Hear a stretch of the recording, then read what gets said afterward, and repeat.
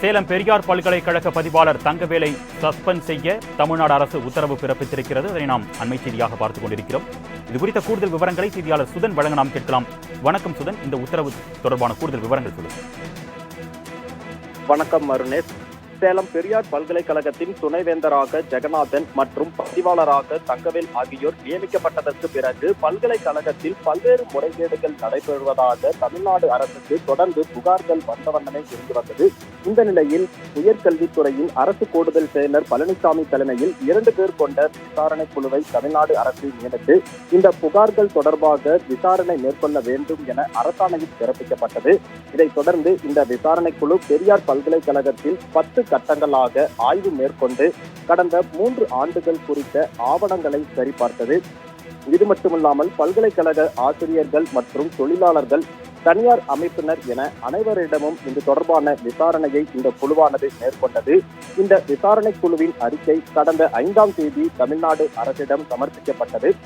இந்த விசாரணை அடிப்படையில் பெரியார் பல்கலைக்கழகத்தில் பதிவாளராக பொறுப்பு வகிக்கும் தங்கவேல் மீது சுமத்தப்பட்ட பல்வேறு குற்றச்சாட்டுகள் உறுதி செய்யப்பட்டுள்ளதாகவும், குறிப்பாக கணித துறையில் முனைவர் பட்டம் பெற்று பேராசிரியராக இருந்த தங்கவேல் பெரியார் பல்கலைக்கழகத்தில் கணினி அறிவியல் துறையில் நியமனம் செய்ததில் முறைகேடு நடந்திருப்பதாகவும், கணினி அறிவியல் துறைக்கு தேவையான உபகரணங்களை ஒரே நிறுவனத்தில், அதுவும் அவரது உறவினர் நிறுவனத்திலேயே வாங்கியதும், இதற்காக 2 முறை கூடுதலாக முன்தொகையை பெற்றதும் தெரிய வந்திருக்கிறது. இது மட்டுமல்லாமல் பெரியார் பல்கலைக்கழக பராமரிப்பு என்ற பெயரில் கணினி தொடர்பான ஹார்ட்வேர் சாப்ட்வேர் வாங்கியதிலும் முறைகேடு நடந்திருப்பதும் தெரிய வந்துள்ளது. மேலும் கணினி அறிவியல் மையத்திற்கு உயர்தர கட்டமைப்பு கொண்ட பொருட்கள் வாங்குவதாக கூறி தரம் குறைவான பொருட்களை வாங்கியது போன்ற பல்வேறு குற்றச்சாட்டுகள் இந்த ஆய்வின் போது உறுதி செய்யப்பட்டதை அடுத்து, இது மட்டுமில்லாமல் மத்திய அரசின் தீன் தயாளன் மாணவர்களுக்கு வழங்கப்பட்ட அந்த நிதியில் முறைகேடு செய்தது தொடர்பாகவும், பெரியார் பல்கலைக்கழகத்தில் போதிய மனிதவளம் இருந்தபோதும் பல்வேறு பணிகளை அவுட் சோர்சிங் என்ற பெயரில் தனியார் அமைப்புகளுக்கு கொடுத்ததில் முறைகேடு நடந்திருப்பது என பல்வேறு முறைகேடுகள் இந்த விசாரணை குழுவின் ஆய்வின் போது உறுதி செய்யப்பட்டுள்ளதாக அவர் மீது அறிக்கை தாக்கல் செய்யப்பட்டது.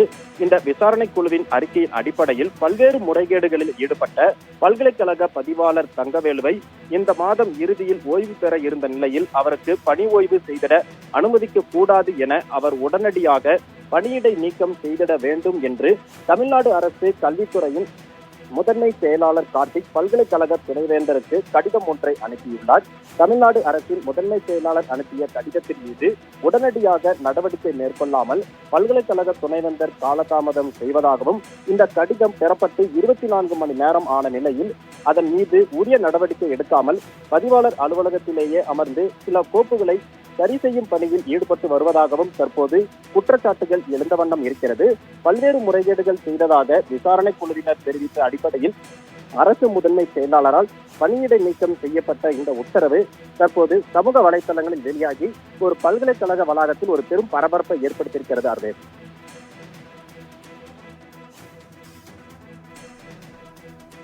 விரிவான விளக்கங்களுக்கு நன்றி சுதன்.